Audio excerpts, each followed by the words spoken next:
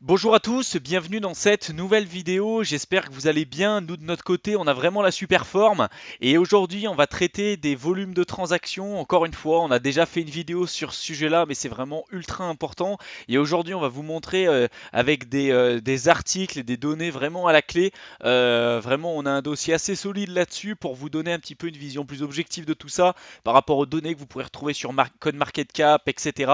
Donc si on a déjà fait une vidéo, hein, ça va faire la suite de déjà ce qu'on a présenté sur les volumes de transactions faux, hein, qui sont sur CoinMarketCap. Donc on vous mettra un lien en description. N'hésitez pas à aller le voir, hein, c'est notre vidéo qui va vous amener directement sur notre précédente vidéo qui va traiter directement de ce sujet-là. Donc n'hésitez pas à aller la voir.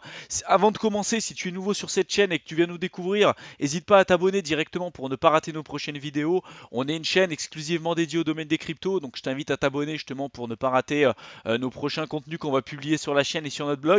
Je t'invite également à télécharger gratuitement notre ebook simplement en cliquant dans le lien qu'on aura mis dans la description. Comme je te le dis, c'est entièrement gratuit, tu verras, on a mis pas mal d'infos dessus. Ça pourra te servir si justement tu es débutant dans le domaine des cryptos, on sait que ça pourra t'aider. Donc profites-en, et puis là directement on le rentre dans le vif du sujet.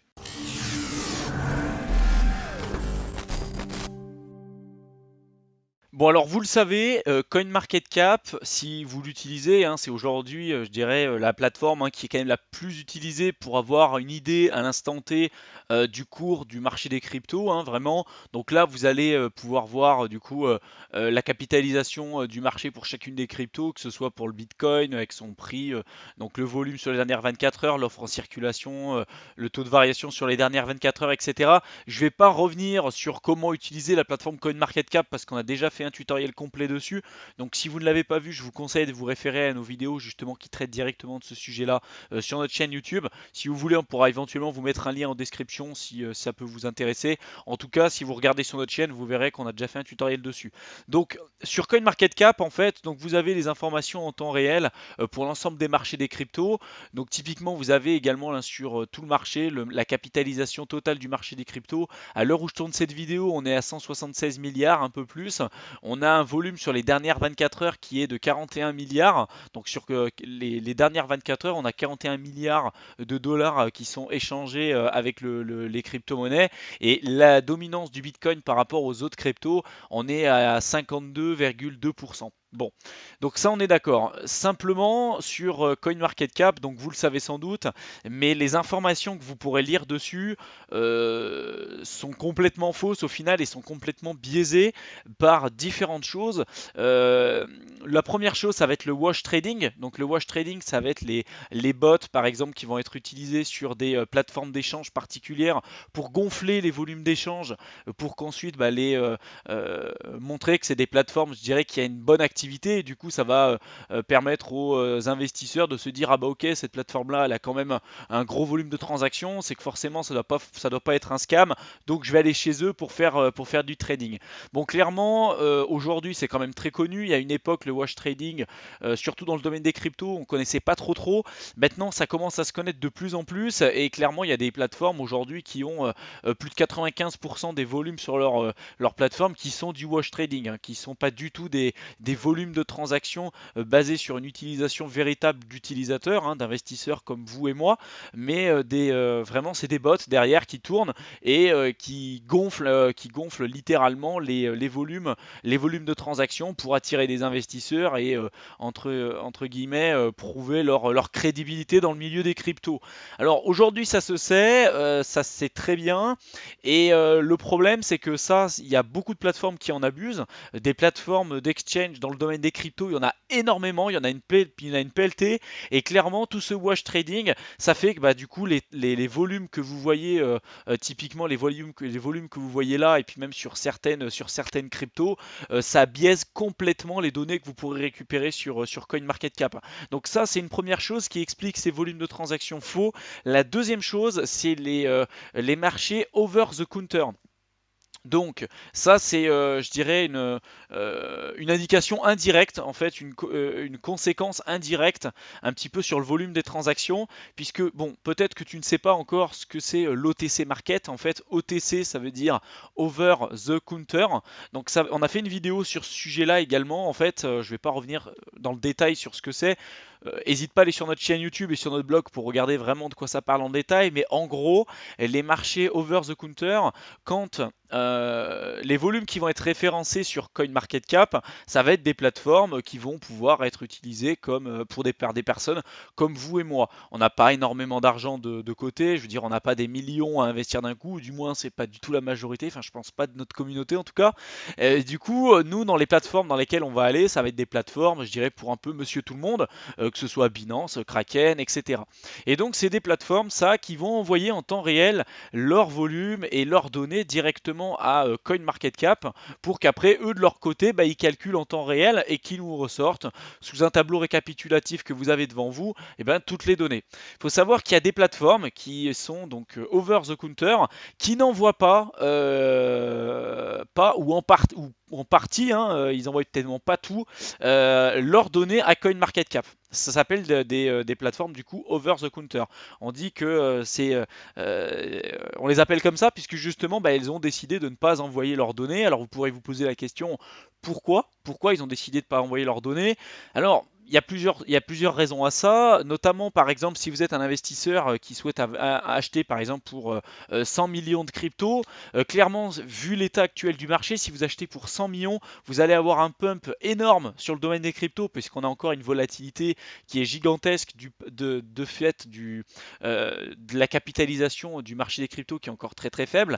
Si on compare le marché des cryptos, la capitalisation boursière des cryptos par rapport au marché de la bourse par exemple ou de l'immobilier, clairement c'est une goutte d'eau dans l'océan, hein. Donc du coup si quelqu'un demain, une institution ou quelqu'un de très fortuné décide d'insuffler directement avec un ordre d'achat, d'ailleurs ce qui s'est sans doute passé dernièrement si vous avez suivi les cryptos, il y a quelqu'un qui a fait bouger le cours des cryptos énorme en passant en ordre d'achat sur 3 plateformes différentes avec à peu près 100 millions, donc c'est pas anodin hein, le chiffre que je viens de vous donner, et clairement, attendez je vais essayer de voir si je peux vous le montrer sur le graphique, parce que je ne sais pas à quelle date vous allez regarder cette vidéo.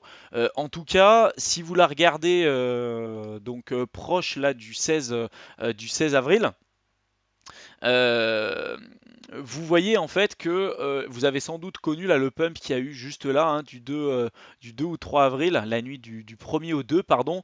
Et en fait, ça a été un ordre d'achat qui a été passé sur 3 plateformes différentes pour l'équivalent d'à peu près 100 millions de dollars donc pour du Bitcoin. Et clairement, ce que ça a fait, c'est que vous voyez le cours que ça a fait sur le Bitcoin, on est passé de 4100 dollars à l'unité à 4600. Et donc en fait, tout l'objectif des marchés over the counter, donc les marchés OTC, c'est d'éviter ça. Puisqu'en fait, ces plateformes-là, du coup, ne vont pas envoyer en temps réel et ne vont pas, quelquefois pas du tout, envoyer les données à CoinMarketCap. Ce qui fait qu'au final, quand ces personnes-là vont acheter les cryptos, de notre côté, ça va être anodin. On va pas du tout voir ce pump, puisque les données seront pas directement partagées sur CoinMarketCap. Donc il y a plusieurs avantages à ça. Le premier, c'est que du coup, vous avez plus de possibilité d'acheter à plus bas coût du coup vos cryptos, parce qu'au final si vous placez un ordre d'achat à 100 millions, il n'y a pas les 100 millions qui vont passer d'un coup. Vous allez acheter petit à petit des cryptos et au final au lieu d'acheter toutes vos cryptos par exemple à 4100 dollars, vous allez peut-être en acheter une partie à 4100, ensuite un peu à 4200, 4300, 4400 au fur et à mesure que le cours augmente. Et du coup l'OTC market ça permet déjà d'éviter ça, donc d'acheter les cryptos moins chers sans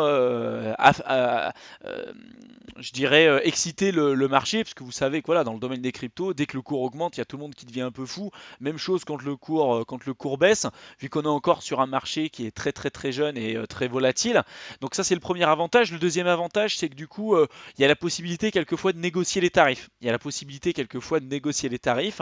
Donc vous allez pouvoir dire voilà, moi j'achète pour 100 millions, vous allez sur une plateforme, bon au lieu d'acheter le Bitcoin par exemple à 4600 dollars, ils vont peut-être vous le vendre à 3500. Je vous dis n'importe quoi, hein, je connais pas les prix, mais en tout cas pour y aller, il faut avoir beaucoup d'argent. Et donc au final, les données que vous retrouvez sur CoinMarketCap sont complètement biaisées, pardon, excusez-moi, elles sont complètement biaisées par le wash trading d'une part, donc que j'ai cité tout à l'heure, et puis indirectement par l'OTC Market qui ne divulgue pas en temps réel les données des transactions qui sont effectuées sur les différentes plateformes qui peut exister. Donc ça pose quand même un problème pour les investisseurs comme nous, hein, qui souhaitons avoir des données vraiment fiables. Et donc j'avais déjà fait également une vidéo sur Open Market Cap, donc qui est l'équivalent de CoinMarketCap, sauf que ça va simplement prendre en compte les plateformes qui ont des volumes d'échange vérifiés et qui ont peu ou pas de wash trading. Donc à l'intérieur, il va y avoir notamment Binance, Bitrex, Bitfinex, Bitstamp, Coinbase Pro, Kraken, Gemini, Hitbit, Bitflyer et Poloniex.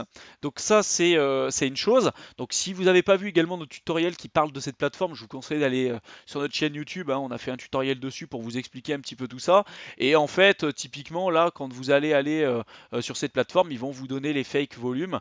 Donc par rapport au market cap en général, vous voyez que typiquement, si on prend uniquement les volumes d'échange sur les 10 plateformes que j'ai citées au départ, donc Binance, Bitfinex, etc., on voit qu'on passe d'un market cap, en fait d'un volume plutôt sur les dernières 24 heures, presque donc là de 39 milliards sur CoinMarketCap. Là, on en est à 1 milliard 591 millions. Vous voyez, la différence, elle est énorme. Sur le market cap en général, on en est quand même un peu moins, mais sur les volumes de transactions journaliers, c'est gigantesque. Il y a presque 96% là des volumes d'échange qui sont enlevés, donc on voit quand même la proportion énorme qui peut exister avec le wash trading.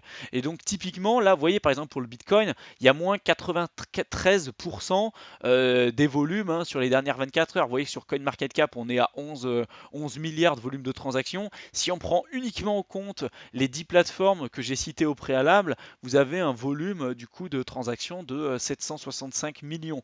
C'est énorme la différence en fait qui peut exister. Alors on pourrait me dire que oui, il y a peut-être des plateformes qui n'ont pas référencées ici et qui néanmoins ne font pas du wash trading, c'est possible. En tout cas, ils ont enlevé quand même le gros du volume, hein. Et donc là où je voulais en venir en fait dans cette vidéo et qui va rajouter un petit peu d'informations par rapport aux précédentes informations que je vous ai déjà données lors des précédentes vidéos que j'ai déjà fait sur ce sujet, c'est ce site-là qui s'appelle Blockchain Transparency Institute. Donc je vous mettrai le lien en description. C'est la même chose en fait, enfin c'est l'équivalent du l'Open Market Cap, sauf que là du coup vous allez avoir des données supplémentaires. Donc eux, ils considèrent que le volume de transactions du market cap, enfin du volume des cryptos en général, sur les dernières 24 heures, ça va être l'équivalent de 3 milliards, donc contre les 39 milliards que vous pouvez avoir sur CoinMarketCap. Et du coup, donc ça nous donne des informations supplémentaires. Déjà, avant que j'aille sur leur étude qu'ils ont publiée récemment, je vais vous la montrer parce qu'elle est vraiment très intéressante et elle date d'avril 2019, donc c'est vraiment très très récent. Déjà, quand vous allez sur leur site, bon, vous avez différentes informations, vous avez le top des stablecoins, également le top des activités sur GitHub. Donc vous voyez quand même que Stellar est ultra actif sur GitHub. Vous avez ceux qui ont perdu quand même du prix. Bon, clairement Bitcoin SV, j'ai fait une vidéo là-dessus avec le delisting qu'il y a eu sur Binance et sur pas mal de plateformes justement à cause de Craig Wright et puis de ce qu'il a pu faire sur les réseaux sociaux. Donc on voit que bon, clairement on voit pourquoi ça descend de 10% à l'heure actuelle. Il y a des informations également sur les différents articles qui sont sortis récemment. Et là où il y a un point également important, ça va être ça, mais je vais y venir juste après.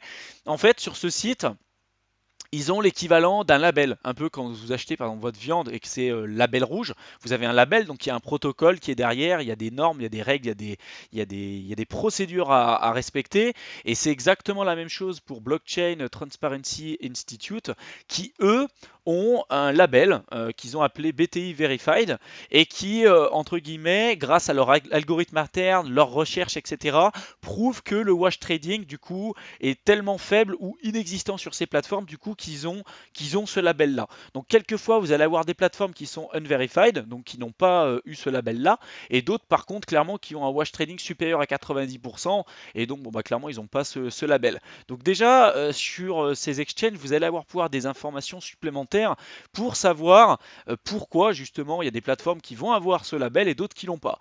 Et clairement, si vous vous souvenez de ce que je vous ai dit au départ, vous vous souvenez sans doute que Binance et puis Bitfinex C'était des plateformes qui étaient considérées comme n'ayant pas ou peu de wash trading sur Open Market Cap, et sur ce site on voit qu'ils n'ont pas le label, ils n'ont pas le label BTI Verified, ils sont en unverified. Alors ils n'ont pas en wash trading très important comme vous pouvez l'avoir sur d'autres plateformes, mais néanmoins on se pose quand même des questions, et je vais vous expliquer pourquoi par la suite, puisque vous voyez par exemple Kraken, eux ils ont directement le label. S'ils n'ont rien à se reprocher, pourquoi pas utiliser ce label, et puis il y a pas de problème dessus.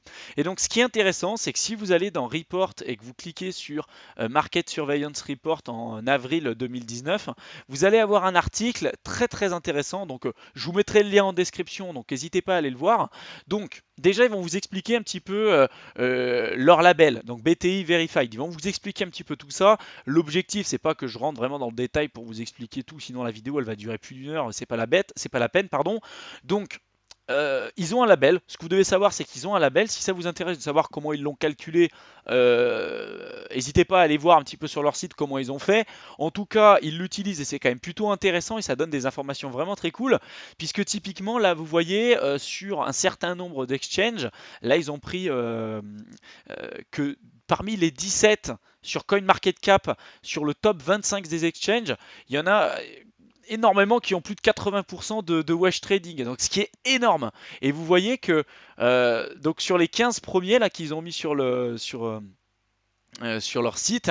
Bon, il y a des sites, clairement, vous voyez que le pourcentage de véritable volume, donc tout ce qui n'est pas du wash trading, typiquement sur cette plateforme, il y a moins de 1% qui sont du véritable volume de transactions.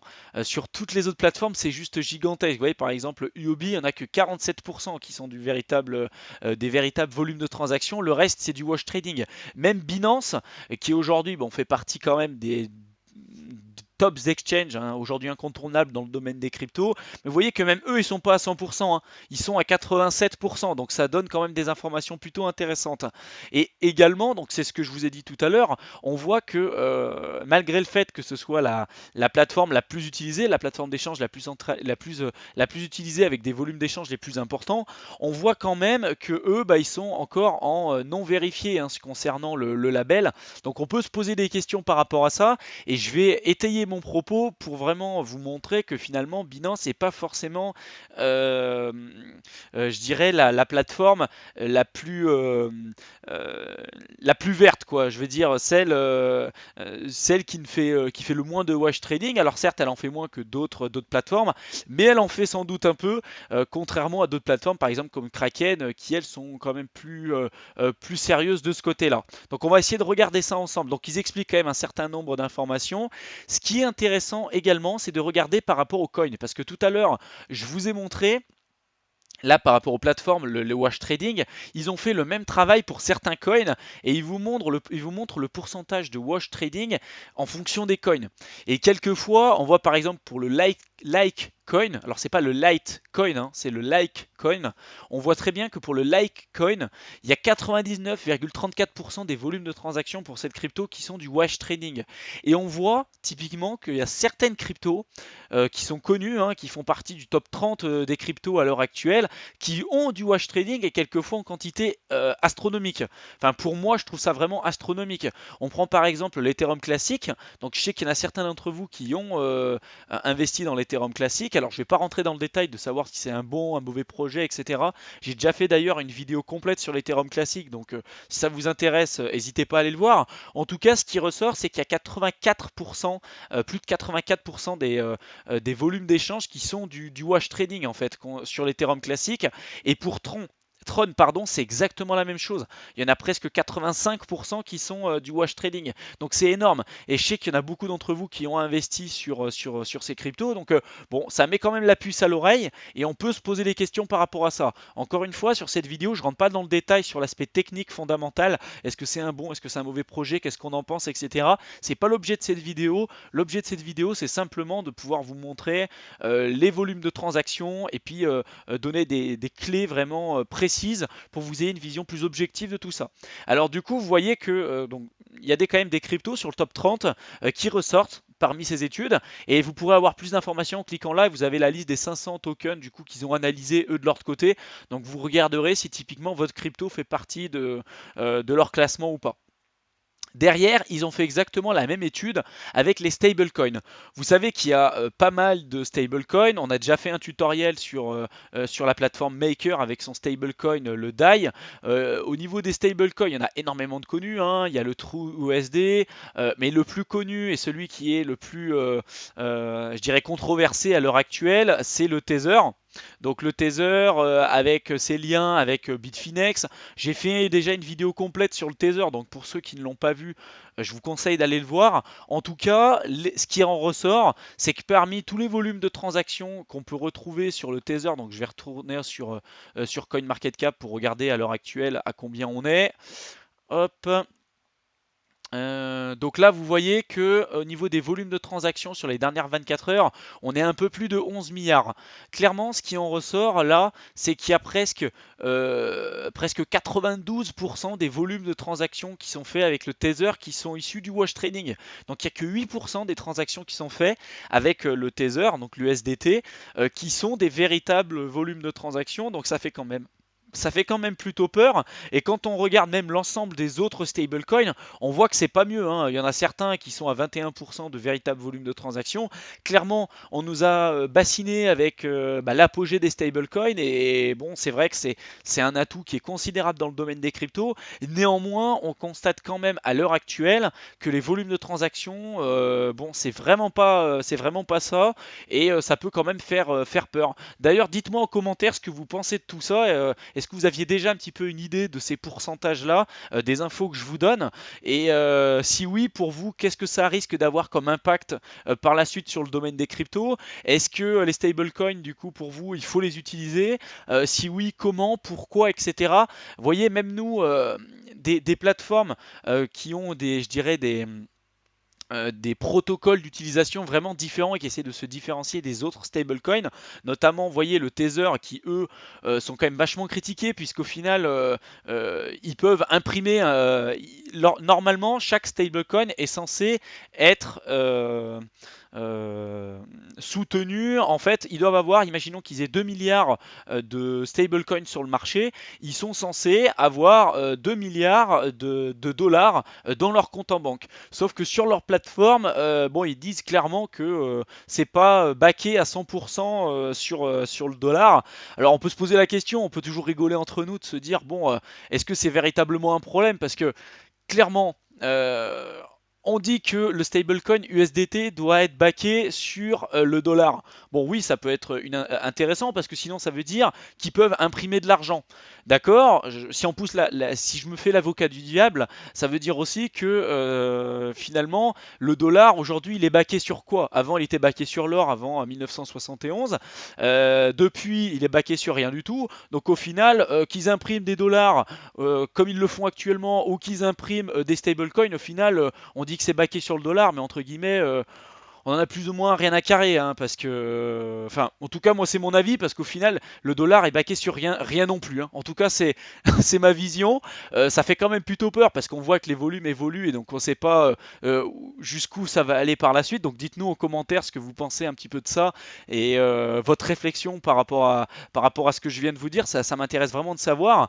Et puis clairement, par contre, au final, vous voyez que même les plateformes comme MakerDAO, qui eux ont leurs deux tokens, hein, le token MKR, et puis également leur stablecoin, le DAI, qui est basé sur l'utilisation et l'implémentation des smart contracts, et également c'est utilisé avec la blockchain Ethereum. Je ne vais pas rentrer dans le détail, j'ai déjà fait une vidéo complète dessus, donc n'hésitez pas à aller la voir si jamais ça peut vous intéresser. On a déjà fait un tutoriel dessus, voilà, sur le projet Maker. En tout cas, même ce projet-là, qui semblait, je dirais, plus blanc que les autres, on se rend compte qu'au niveau des volumes de transactions, de nouveau, ça ressort quand même comme étant pas forcément très très positif. Donc il vous explique encore un certain nombre d'autres informations dessus, donc je vous mettrai le lien en description, vous n'hésiterez pas à aller le voir. Si on va sur le site de Tether, vous savez qu'ils ont une rich list, donc ils sont obligés généralement sur un certain nombre de plateformes, que ce soit sur Bitcoin, etc. Enfin, généralement, vous pouvez voir les adresses, hein, qui ont le plus de Tether. Et si on se réfère du coup à ce que j'ai dit au départ, on voit que Binance ont quand même du wash trading. Donc ils ont du wash trading, ils n'ont pas la certification BTI Verified, donc ça c'est une chose. Ça ne veut pas dire qu'ils sont complètement à proscrire ni rien du tout. Simplement, je pense aujourd'hui qu'ils ne sont pas forcément aussi blancs qu'ils veulent le faire croire, puisque notamment on se rend compte que parmi leur rich list, la première rich list, donc la première adresse qui possède le plus d'USDT à l'heure actuelle, c'est Binance, hein. Donc vous avez d'autres plateformes qui en ont. Vous voyez, par rapport aux autres plateformes, on voit que Binance aujourd'hui c'est l'adresse qui a le plus, clairement le plus d'USDT sur leur adresse. Et quand on voit les volumes de wash trading qui sont effectués justement avec le stablecoin, le Tether, on peut se poser des questions. On peut se poser des questions. Et j'ai trouvé également un autre article qui est vraiment intéressant. Et du coup, en fait, je vous mettrai le lien en description. Alors, il est très long, hein, clairement, nous, on n'a pas tout lu. C'est vraiment une étude très sérieuse qui a été faite par deux personnes qui s'appellent John Griffin et puis Amin Sham, et qui ont donc fait cet article-là. Vous le lirez si vous voulez, si vous avez vraiment des connaissances techniques très poussées, parce que c'est vraiment assez compliqué à comprendre. Dans tous les cas, si vous vous rendez directement, je vais vous montrer un point qui est intéressant à prendre en compte. C'est ici. C'est ici, et en fait, ils ont fait une étude particulière, et notamment ce que ça montre, c'est que vous voyez le BNB, donc le coin de Binance, le BNB coin, il montre que 100% des volumes de BNB coin sont backés par du Tether. Donc sont backés par du Tether. Et le Tether que j'ai dit au départ, donc on voit que c'est Binance quand même qui détiennent le plus de Tether. On voit que il n'y a que 8% des volumes de transactions de Tether qui sont véritables. Le reste, c'est du wash trading. Et d'autant plus que il semblerait du coup que Binance ne fasse pas du coup pas du tout en tout cas de wash trading. Il en fait un peu. Clairement, si on compare par rapport aux autres plateformes, c'est quand même vraiment bien, hein, je dirais. Mais l'objectif, c'est quand même d'aller à à 100%, quoi. L'idéal, en tout cas, selon moi, c'était ça. Je vous mettrai du coup le lien en description de chacune des infos là que je viens de vous donner. Ça fait quand même pas mal d'informations au sein d'une même vidéo. J'espère que ça vous aura pas trop ennuyé. Dites-nous en commentaire si vous aimez bien ce genre de format, si vous voulez plutôt qu'on raccourcisse et qu'on soit un peu plus concis dans nos propos. Là, l'objectif, c'est que voilà, je le fais un peu plus de la manière la plus naturelle possible. Je vous présente un petit peu comment ça me vient. Donc dites-nous un petit peu si c'est comme ça que vous voulez, ou si vous voulez qu'on essaie de faire un truc un peu plus concis en 5 minutes pour que ce soit plus simple pour vous pour regarder. Donc voilà, dites-nous un petit peu ça. J'espère en tout cas que ça aura pu vous éclairer à comprendre un peu mieux le wash trading. Clairement, sur la communauté francophone, j'ai vu très peu de vidéos à ce sujet-là, et je crois qu'on doit être les premiers vraiment à faire des analyses aussi poussées dessus. Donc n'hésitez pas également à partager nos vidéos autour de vous si ça peut aider d'autres personnes à comprendre un peu mieux tout ça. Si vous aviez des commentaires également à nous faire, des suggestions pour les prochaines vidéos, n'hésitez pas à nous le dire également. Mettez-nous un pouce bleu, ça nous encourage énormément à continuer ce qu'on fait. Et puis voilà, continuez à nous faire des retours positifs, à partager les vidéos autour de vous pour nous aider à nous faire connaître également. Ça nous fera voilà, extrêmement plaisir, et ça nous encourage à continuer ce qu'on fait, et puis à essayer vraiment de faire toujours mieux pour vous apporter le plus de valeur possible au sein de nos vidéos. Donc j'espère que que ça a pu vous aider en tout cas jusqu'à présent. Ça nous demande énormément de boulot, donc j'espère qu'on fait pas ça pour rien. Voilà, dites-nous en commentaire ce que vous pensez un petit peu de tout ça. Et puis sur ce, je vous souhaite une excellente fin de soirée, et puis on se retrouve dans une prochaine vidéo. Salut!